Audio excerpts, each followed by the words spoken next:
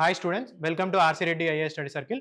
ఈ రోజు మనం ఆర్సీ రెడ్డి మ్యాగజైన్ నుంచి ఎన్విరాన్మెంట్ కరెంట్ అఫైర్స్ డిస్కస్ చేద్దాము. ఈ మ్యాగజైన్ యొక్క ఇంపార్టెన్స్ ఏంటంటే 50 ఎంసీక్యూస్ దీంట్లో భాగంగా ఇంక్లూడెడ్ అయి ఉంటాయి. ఈ మ్యాగజైన్ని మీరు RC Reddy IAS study circle telegram ఛానల్లో అవైల్ చేసుకోవచ్చు.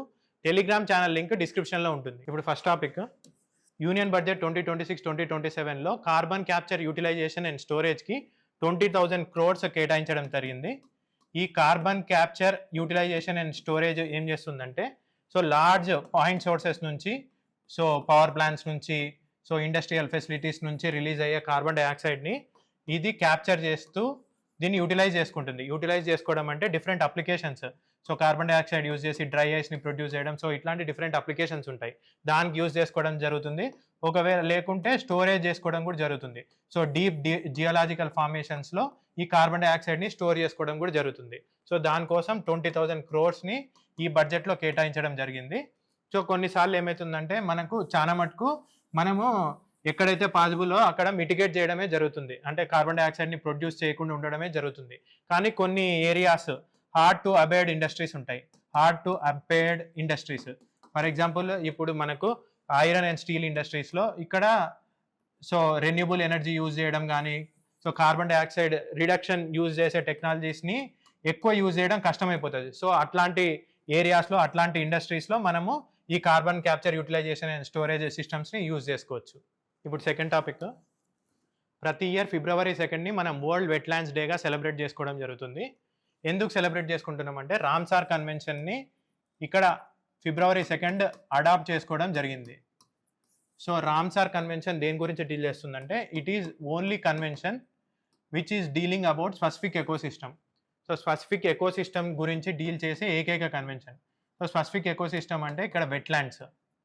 సో ఈ రామ్సార్ కన్వెన్షన్ని మనం February 2 అడాప్ట్ చేసుకున్నాం కాబట్టి ప్రతి ఇయర్ February 2 మనము వరల్డ్ వెట్లాండ్స్ డేగా సెలబ్రేట్ చేసుకోవడం జరిగింది.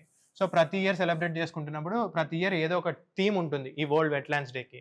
సో ఈ ఇయర్ థీమ్ ఏంటంటే wetlands and traditional knowledge celebrating cultural heritage. Wetlands and traditional knowledge celebrating cultural heritage ఈ ఇయర్ థీమ్ ఇది. సో రామ్సార్ కన్వెన్షన్లో భాగంగా మనము వెట్లాండ్స్ని డెసిగ్నేట్ చేయడం జరుగుతుంది. సో 2014లో మనకు 26 వెట్లాండ్స్ ఉన్నాయి. సో ఇప్పుడు 2026కి అది 98 వెట్లాండ్స్కి పెరగడం జరిగింది. సో 26 వెట్లాండ్స్ ఉన్నది ఇప్పుడు 98 వెట్లాండ్స్కి పెరగడం జరిగింది. సో కొన్ని వెట్లాండ్స్ని మాంట్రెక్స్ రికార్డ్లోకి ప్లేస్ చేయడం జరుగుతుంది. సో మాంట్రెక్స్ రికార్డ్లోకి ఎట్లాంటి వెట్లాండ్స్ని ప్లేస్ చేయడం జరుగుతుందంటే, ఏదైతే వెట్లాండ్స్ ఎకలాజికల్ ఛాలెంజెస్ ఫేస్ చేస్తున్నాయో through human and pollution so human నుంచి or human based anthropogenic pollution నుంచి ఈ వెట్లాండ్స్కి థ్రెట్ ఉందో, ఎకలాజికల్గా అవి డిస్టర్బ్ అవుతున్నాయో, సో అట్లాంటి దానిలని మనము మాంట్రెక్స్ రికార్డులో ప్లేస్ చేయడం జరుగుతుంది. సో ఈ మాంట్రెక్స్ రికార్డులో లోక్తక్ లేక్ మణిపూర్లో ఉండేది అండ్ కియలాడియో నేషనల్ పార్క్, ఈ రెండు దానిలని మాంట్రెక్స్ రికార్డులో ప్లేస్ చేయడం జరిగింది. ఇంకో దాన్ని కూడా మాంట్రెక్స్ రికార్డులో ప్లేస్ చేయడం జరిగింది, దాన్ని తీసేశారు ఇప్పుడు. సో అది మీకు ఏమైనా తెలిస్తే కామెంట్స్లో చెప్పండి. ఇప్పుడు third topic, Patna bird sanctuary and చారిదండ్ని న్యూ రామ్సార్ సైట్స్గా డెసిగ్నేట్ చేయడం జరిగింది. ఈ పాట్నా బర్డ్ శాంచురీ, పాట్నా అంటే బీహార్ కాదు, యూపీలో ఉంది. ఇది ఈటా డిస్ట్రిక్ట్ ఆఫ్ యూపీ. చారిదండ్ ఇది కచ్, గుజరాత్ కచ్లో ఉంది. ఈ రెండు దానిలని న్యూ రామ్సార్ సైట్స్గా డెసిగ్నేట్ చేయడం జరిగింది. సో దీంతో టోటల్ రామ్సార్ సైట్స్ ఇప్పుడు మనకు 98కి పెరిగాయి. సో 2014లో మనకు 26 ఉండేది, ఇప్పుడు ఇది 2026కి ఇది 98కి పెరగడం జరిగింది. సో టోటల్ ఎంత పర్సెంటేజ్ పెరిగిందంటే 276% ఇక్కడ పెరగడం జరిగింది. సో దీంతో పాటు మనకు total number of Ramsar sites ఎక్కడ ఎక్కువ ఉన్నాయంటే తమిళనాడులో హైయెస్ట్ ఉన్నాయి, 20 సైట్స్ ఉన్నాయి రామ్సార్ సైట్స్. సో వరల్డ్లో తీసుకుంటే ఫస్ట్ వచ్చేసి US number of sites, next Mexico, third India. So Ramsar sites highest ఉండేది, థర్డ్ హైయెస్ట్ ఉండేది ఇండియా అని చెప్పుకోవచ్చు. నెక్స్ట్ మనం మాంట్రెక్స్ రికార్డ్ గురించి ఆల్రెడీ డిస్కస్ చేసాము. మాంట్రెక్స్ రికార్డ్ వచ్చేసి ఏదైతే Ramsar sites ecological challenges face చేస్తున్నాయో హ్యూమన్ నుంచి ఆర్ అదర్వైజ్, సో హ్యూమన్ నుంచి మెయిన్ పొల్యూషన్ వల్ల, సో అట్లాంటి దానిలోనే మనం మాంట్రెక్స్ రికార్డులో ప్లేస్ చేయడం జరుగుతుంది. సో ఎగ్జాంపుల్ వచ్చేసి లోక్టక్ మణిపూర్లో ఉండేది. ఇంకోటి కియలాడియో నేషనల్ పార్క్, ఇది రాజస్థాన్లో ఉండేది. సో దీనిని మనము మాంట్రిక్స్ రికార్డులో ప్లేస్ చేయడం జరిగింది. ఇప్పుడు fourth topic, great Nicobar mega infrastructure ప్రాజెక్ట్ని 81,000 crores నికోబార్లో డెవలప్ చేయడం జరుగుతుంది. సో ఈ great Nicobar mega infrastructure project వల్ల అక్కడ ఉన్న ఎకాలజీ దెబ్బతింటది అని కొంతమంది ఎన్జిటికి వెళ్ళినారు, నేషనల్ గ్రీన్ ట్రిబ్యునల్. ఈ national green tribunal already environmental clearances వచ్చింది, వాళ్ళు కావాల్సిన సేఫ్ గార్డ్స్ కూడా తీసుకుంటున్నారు. ఇక్కడ ప్రాజెక్ట్ డెవలప్ చేయడం వల్ల కొన్ని సేఫ్ గార్డ్స్ తీసుకోవాల్సిన అవసరం ఉంటుంది, అలాంటి సేఫ్ గార్డ్స్ కూడా వాళ్ళు తీసుకున్నారు. సో ఈ టైంలో మేము ఈ ఎన్విరాన్మెంటల్ క్లియరెన్స్ ఆల్రెడీ ఇచ్చిన దాని మీద మేము ఇంటర్ఫియర్ కాము అని చెప్పేసి నేషనల్ గ్రీన్ ట్రిబ్యునల్ చెప్పడం జరిగింది. ఈ నేషనల్ గ్రీన్ ట్రిబ్యునల్ ఇప్పుడు ఎందుకు ఇంటర్ఫియర్ కానని చెప్పిందంటే ఆల్రెడీ సేఫ్ గార్డ్స్ వాళ్ళు తీసుకున్నారు, సో అందుకనే ఇప్పుడు ఇంటర్ఫియర్ కాము అని నేషనల్ గ్రీన్ ట్రిబ్యునల్ చెప్పడం జరిగింది. ఈ గ్రేట్ నికోబార్ మెగా ఇన్ఫ్రాస్ట్రక్చర్ ప్రాజెక్ట్లో భాగంగా ఏమేమి డెవలప్ చేస్తున్నారంటే transshipment hub. So green field transshipment హబ్గా నికోబార్ని డెవలప్ చేయాలనుకుంటున్నారు. సో దీనివల్ల ఇది స్ట్రాటజిక్ మ్యారిటైమ్ హబ్గా ఇది యాక్ట్ కావడం జరుగుతుంది. ఈ ట్రాన్స్షిప్మెంట్ హబ్ అంటే ఇప్పుడు ఇక్కడ బిగ్ షిప్స్ వస్తాయి, ఇక్కడికి బిగ్ షిప్స్ వచ్చి ఇక్కడ అన్లోడ్ చేసుకొని దీనిని ఈ కార్గోని స్మాల్ షిప్స్లోకి ట్రాన్స్ఫర్ చేస్తాయి. ఈ స్మాల్ షిప్స్ డిఫరెంట్ డెస్టినేషన్స్కి ఆ గూడ్స్ని క్యారీ చేయడం జరుగుతుంది. So great Nicobar development project వల్ల ఒకటి దాంట్లో ట్రాన్స్షిప్మెంట్ హబ్గా నికోబార్ని డెవలప్ చేయడం జరుగుతుంది.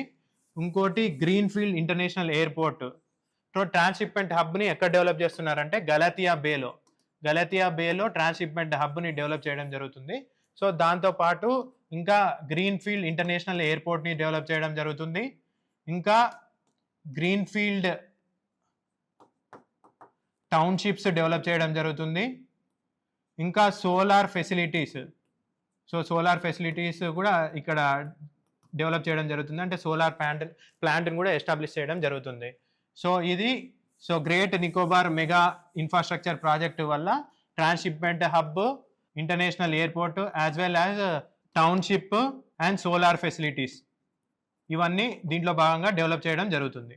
ఇప్పుడు ఫిఫ్త్ టాపిక్, రీసెంట్గా ఫైనాన్స్ మినిస్టర్ ఇండియా యొక్క క్లైమేట్ చేంజ్ కమిట్మెంట్స్ గురించి డిస్కస్ చేయడం జరిగింది. ఇండియా లాస్ట్ 5 yearsలో 5.6% ఆఫ్ జీడిపి క్లైమేట్ కమిట్మెంట్స్ గురించి 5.6% of the GDP India spend చేయడం జరిగింది. So India already nationally determined contributions ఉన్నాయి, ఎన్డీసీస్.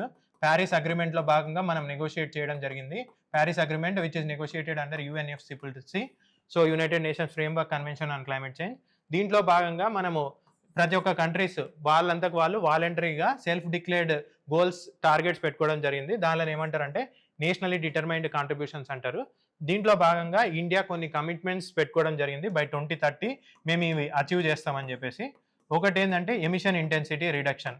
సో ఇండియా జీడిపిలో 45% రిడక్షన్ చేస్తుంది emission intensity by 2030 from 2005 levels.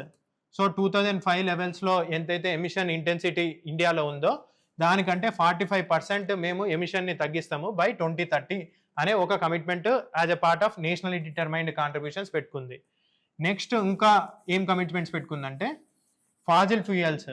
So non fossil fuels నుంచి జనరేట్ అయ్యే ఎలక్ట్రిసిటీ 50% ఉండాలి. ఫ్రమ్ నాన్ ఫాజిల్ ఫ్యూయల్సే 50% ఎనర్జీ మనము తీసుకోవడం జరుగుతుంది. నెక్స్ట్ ఇంపార్టెంట్ ఏంటంటే కార్బన్ సింక్స్. సో ఇప్పుడున్న కార్బన్ సింక్స్ కంటే అడిషనల్గా 2.5 to 3 బిలియన్ కార్బన్ సింక్స్ని ఎస్టాబ్లిష్ చేయాలి. కార్బన్ సింక్స్ని ఎట్లా ఎస్టాబ్లిష్ చేయాలంటే బై ప్లాంటింగ్ ట్రీస్, ఫారెస్ట్ కవర్ని ఇంక్రీజ్ చేయడం వల్ల ఈ కమిట్మెంట్ని మనం రీచ్ కావడం జరుగుతుంది. సో ఒకటి నాన్ ఫాజిల్ ఫ్యూయల్స్, ఒకటి కార్బన్ సింక్స్, ఇంకోటి మనం ఎమిషన్ ఇంటెన్సిటీని తగ్గించడము. సో ఇది మన క్లైమేట్ కమిట్మెంట్స్లో భాగంగా finance minister on the floor of the house are different. ఇప్పుడు 6th టాపిక్, రీసెంట్గా గవర్నమెంట్ ప్రాజెక్ట్ టైగర్ ప్రోగ్రామ్ని మోడర్నైజ్ చేయడానికి 4 వర్కింగ్ గ్రూప్స్ని కాన్స్టిట్యూట్ చేయడం జరిగింది. సో ప్రాజెక్ట్ టైగర్ మనకు ఆల్రెడీ 50 years అయిపోయింది, 52 years సెలబ్రేట్ చేసుకుంది ప్రాజెక్ట్ టైగర్. 1 ఏప్రిల్ 1973లో ఈ ప్రోగ్రామ్ని లాంచ్ చేయడం జరిగింది, ప్రాజెక్ట్ టైగర్ అనే ప్రోగ్రామ్ని. ఇది largest conservation species programme. So దీంట్లో భాగంగా మనము టైగర్స్ని కన్జర్వ్ చేయడం జరుగుతుంది for aesthetic purpose, for economic, ecological, scientific purposes.